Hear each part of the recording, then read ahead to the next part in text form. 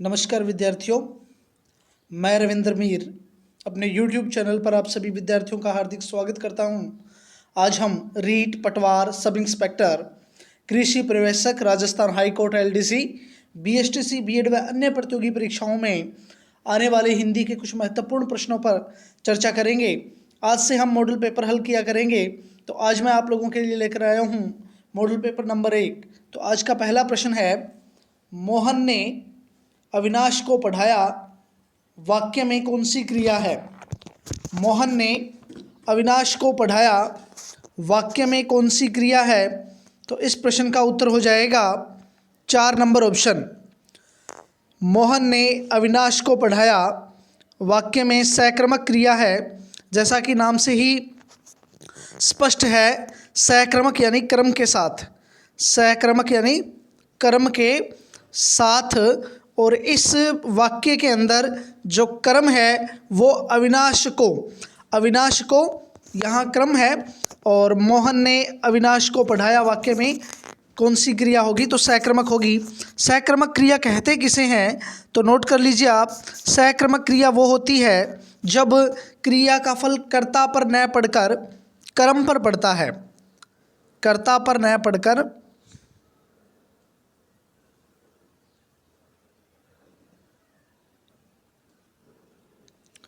कर्म पर जब क्रिया का फल पड़ता है तो वहाँ सकर्मक होती है। तो 1 नंबर प्रश्न में जो ऑप्शन है 4 नंबर, ये सही होगा।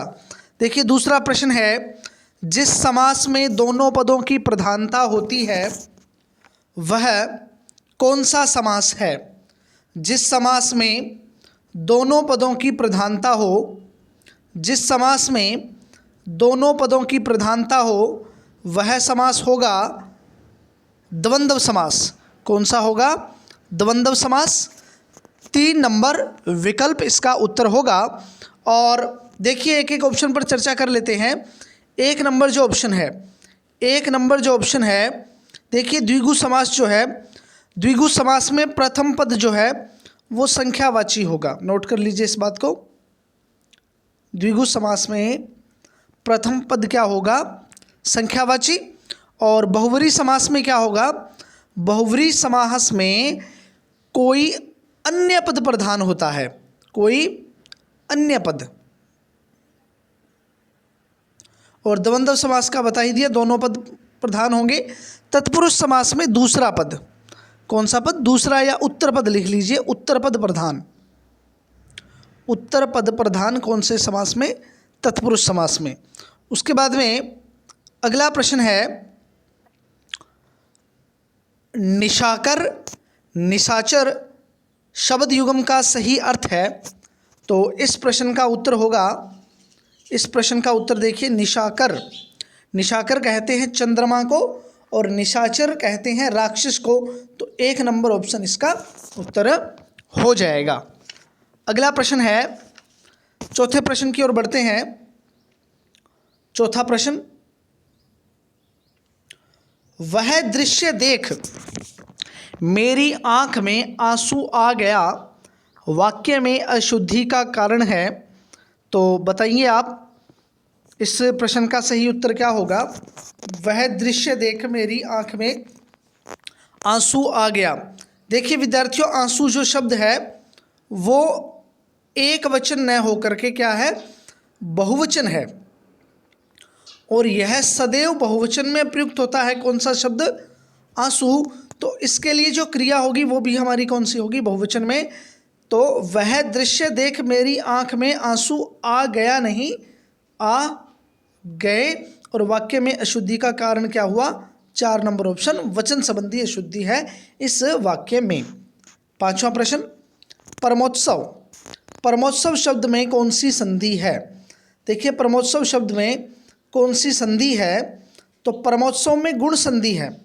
कौन सी संधि है? गुण संधि। और इसका संधि विच्छेद नोट कर लीजिए, परम प्लस उत्सव। चलिए आगे बढ़े। 6ठा प्रश्न, संज्ञा शब्द इतिहास उपेक्षा मूल संज्ञा शब्दों के सही विशेषण विकल्प को छांटिए। यानी कि आपको बताना है इतिहास और उपेक्षा जो संज्ञा शब्द है इनसे बनने वाले विशेषण शब्दों को बताना है। तो छठे प्रश्न में देखिए, ऐतिहासिक और उपेक्षित, 2 नंबर ऑप्शन उत्तर होगा इसका। देखिए एक शब्द आया है उपेक्षा। उपेक्षा का मतलब होता है निरादर, और इसी से मिलता जुलता शब्द आता है अपेक्षा, और अपेक्षा का लिख लीजिए आवश्यकता। अपेक्षा का क्या अर्थ हुआ? आवश्यकता।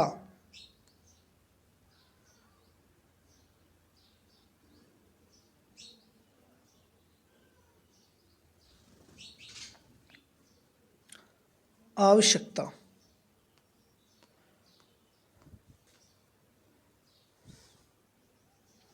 उसके बाद में अगला प्रश्न, 7 नंबर प्रश्न, निम्नलिखित में से किस विकल्प में हिंदी समानार्थक नहीं है? तो देखिए 7 नंबर प्रश्न, निम्नलिखित में से किस विकल्प में हिंदी समानार्थक नहीं है? गैजेट यानी गजट, सप्लीमेंट्री यानी पूरक, एकेडमिक यानी शैक्षणिक, प्रोविडेंट फंड, वेतन विधि ना होकर के क्या होगा? भविष्य निधि।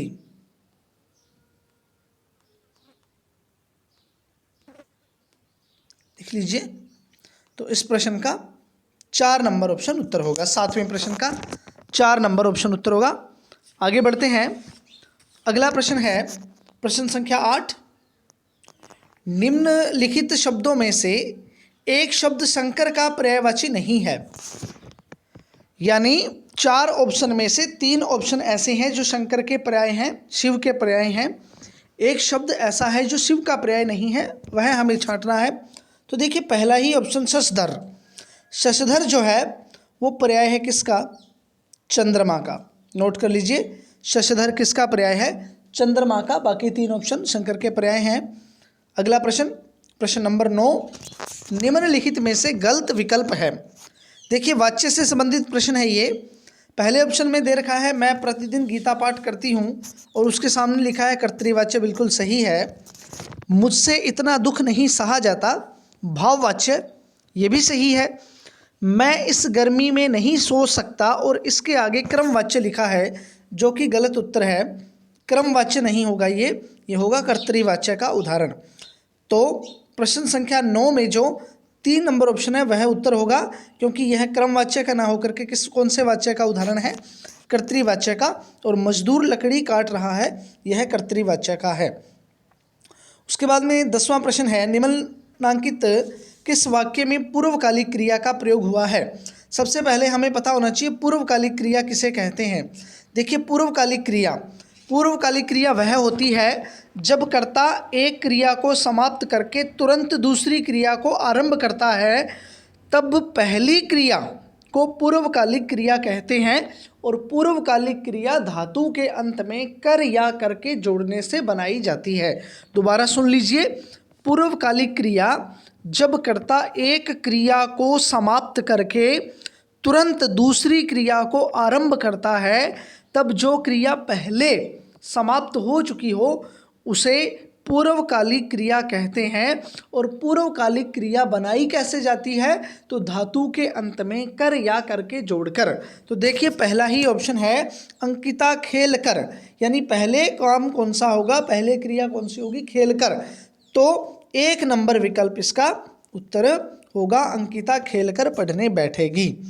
उसके बाद में आगे बढ़े 11 नंबर प्रश्न, तामसिक शब्द का सही विलोम होगा। तामसिक का सही होता है सात्विक। 2 नंबर ऑप्शन उत्तर होगा इस प्रश्न का। उसके बाद में प्रश्न नंबर 12, प्रार्थी शब्द में प्रयुक्त उपसर्ग है, तो प्रार्थी में होगा प्र उपसर्ग। कौन सा उपसर्ग होगा? प्र।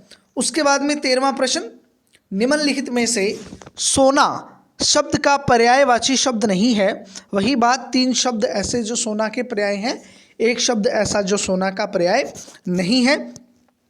हिरण्य, तड़ित, हाटक, हेम।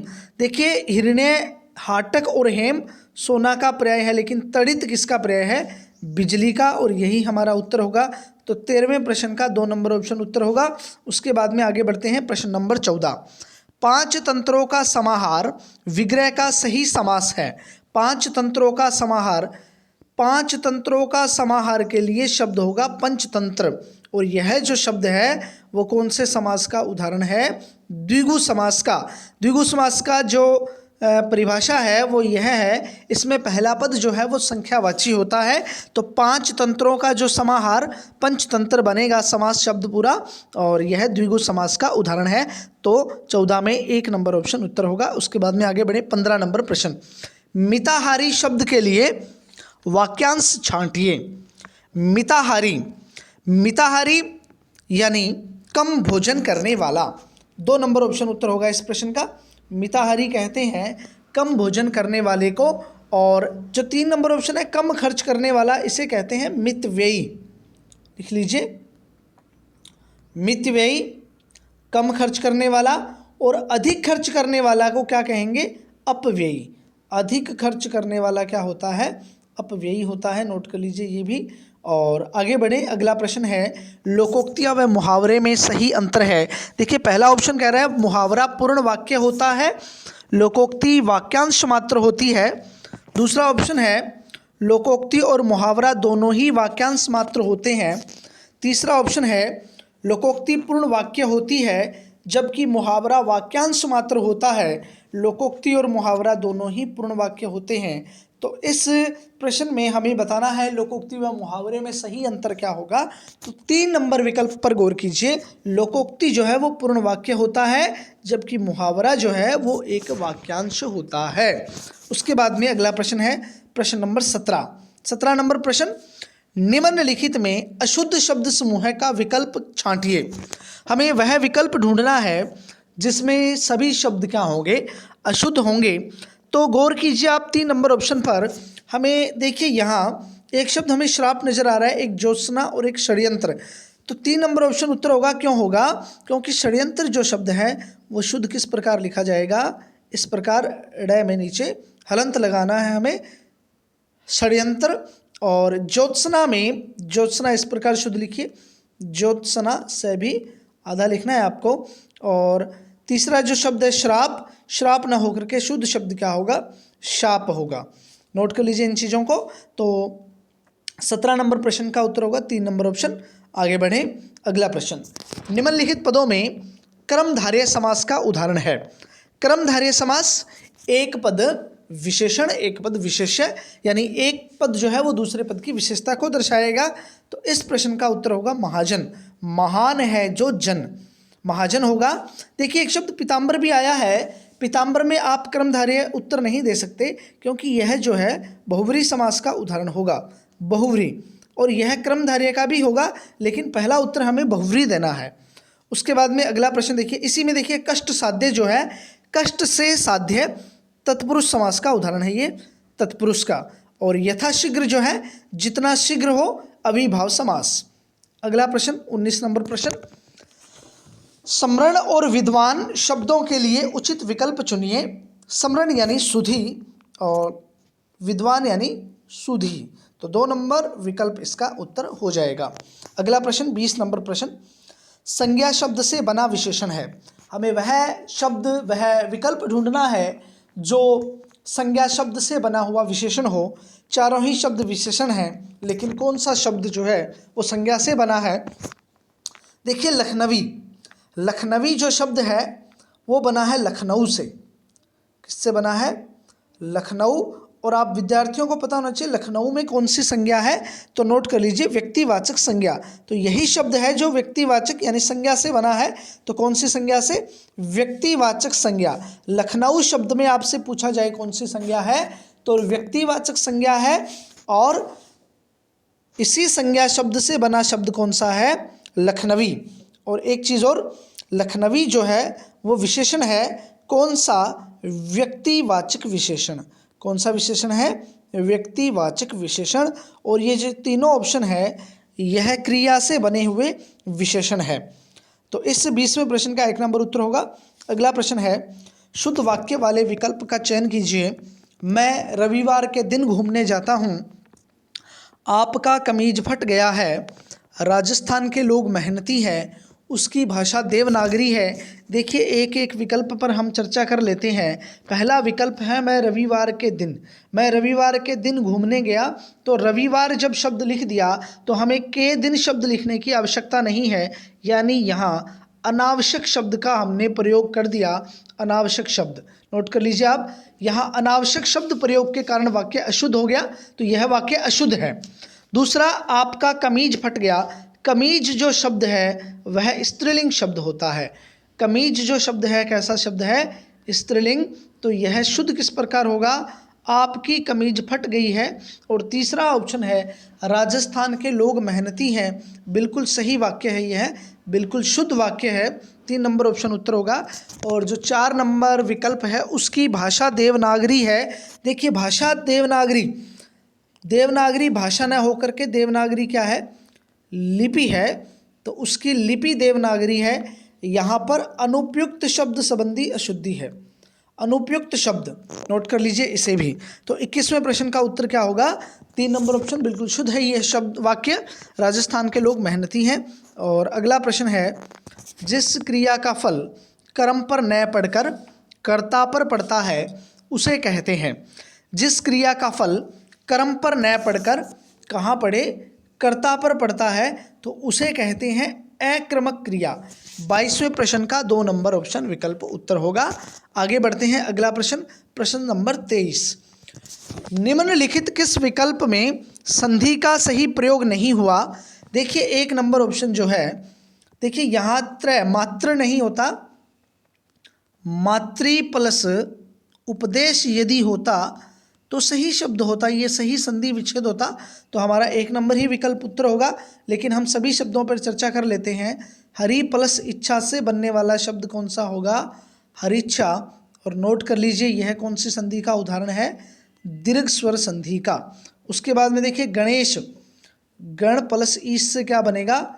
गणेश बनेगा। और यह कौन सी संधि का उदाहरण बन गया? गुण संधि का। उसके बाद में मधु प्लस आचार्य से बनने वाला शब्द कौन सा होगा? मध्वाचार्य। यह कौन सी संधि का उदाहरण है? तो प्रिय विद्यार्थियों यह यण संधि का उदाहरण है। अगला प्रश्न, प्रश्न संख्या 24। निम्नलिखित में से लोकोक्ति चुनिए। हमें वह विकल्प ढूंढना है जिसमें लोकोक्ति है। तो कमर कसना लोकोक्ति ना होकर के मुहावरा है। दम भरना लोकोक्ति ना होकर के मुहावरा है। टांग अड़ाना यह भी मुहावरा है। तो बचा विकल्प 4, यही हमारा उत्तर होगा। एक पंथ दो काज यह लोकोक्ति है। देखिए एक एक ऑप्शन पर चर्चा कर लें। कमर कसना यानी तैयार होना। कमर कसना यानी तैयार होना। यदि विद्यार्थियों मैं आप लोगों से पूछूं, यदि मुहावरा है कमर टूटना, कमर टूटना मुहावरा का अर्थ क्या है? कमर टूटना मुहावरे का अर्थ क्या होगा? तो लिख लीजिए कमर टूटना यानी कमज़ोर पड़ जाना। लिख लीजिए सहायकों के अभाव में, कमर टूटना का लिखा रहा हूँ, सहायकों के अभाव में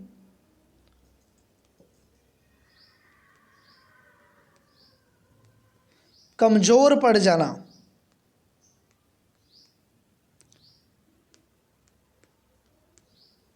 सहायकों के अभाव में कमज़ोर पड़ जाना यानी कमर टूटना। परंतु कमर कसना, तो कमर कसना यानी तैयार होना। उसके बाद में दम भरना, दम भरना यानी दावा करना, दावा करना या भरोसा करना।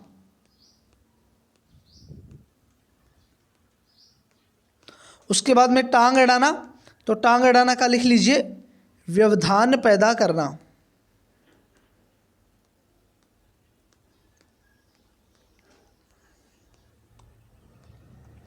और एक पंथ दो काज लोकोक्ति का अर्थ होता है, नोट कर लीजिए, एक साथ दो कार्य करना।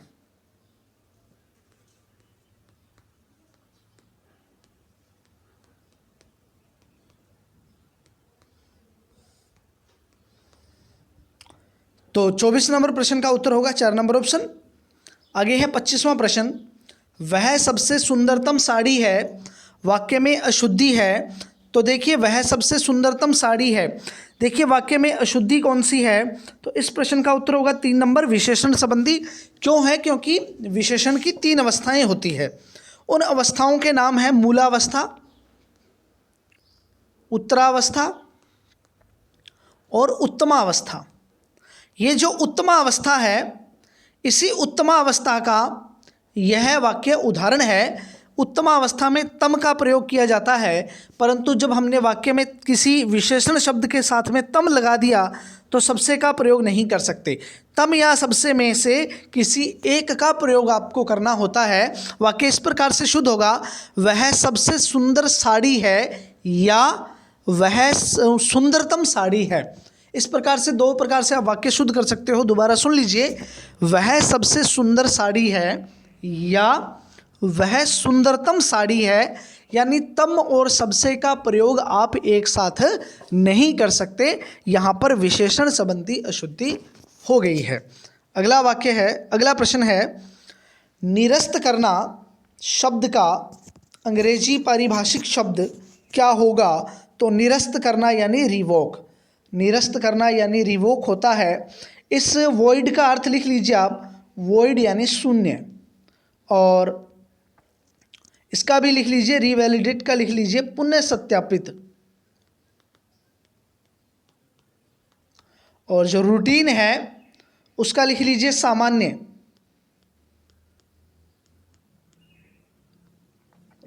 आगे बढ़ते हैं अगले प्रश्न की ओर। प्रश्न नंबर 27, विद्यालय शब्द का सही विग्रह है। तो विद्यालय जो शब्द है उसका आपको समास विग्रह बताना है। तो विद्या के लिए आल्य होगा, 4 नंबर ऑप्शन विकल्प होगा इसका, और संप्रदान तत्पुरुष समास नोट कर लीजिए, संप्रदान तत्पुरुष समास। और यदि मैं आपसे पूछूं इस विद्यालय शब्द का संधि विच्छेद क्या होगा और कौन सी संधि होगी, तो आप लोगों का उत्तर आना चाहिए विद्या प्लस आल्य, यह संधि विच्छेद है। और संधि का नाम जब आप बताएं तो दीर्घ स्वर ही बताएं।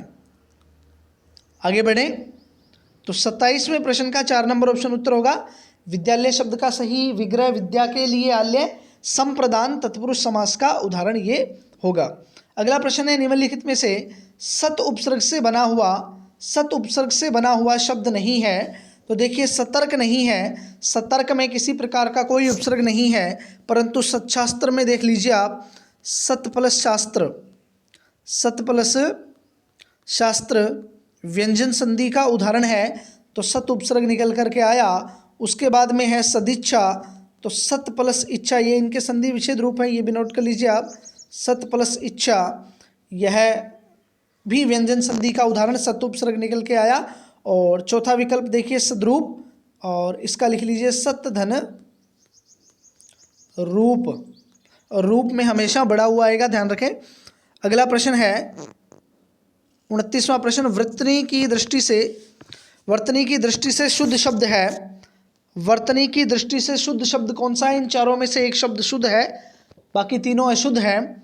तो गौर कीजिए आप, रचयिता जो शब्द है वो बिल्कुल शुद्ध है, कवयित्री शब्द गलत है, इस प्रकार से ही होगा कवयित्री, ऐसे शुद्ध लिखें इसे। और आशीर्वाद भी गलत है, आशीर्वाद कैसे शुद्ध होगा नोट कर लीजिए,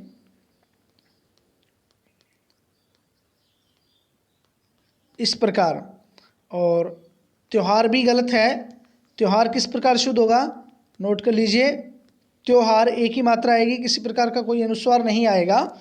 और आज का अंतिम प्रश्न है प्रश्न संख्या 30, वामा, कामिनी, रमणी, ललना, ये सब किस शब्द के पर्यायवाची हैं? तो ये सारे के सारे नारी के पर्याय हैं। किसके पर्याय हैं? नारी के। आज मैं आप लोगों के लिए 30 महत्वपूर्ण प्रश्न लेकर के आया हूँ। आप सभी को ये प्रश्न कैसे लगे आप मुझे ज़रूर बताएं, कमेंट करके बताएं, और अधिक से अधिक इस वीडियो को शेयर करें, और आप सभी मेरे चैनल को सब्सक्राइब करें। कल मैं मॉडल पेपर 2 लेकर के आऊँगा। आप सभी का बहुत बहुत धन्यवाद।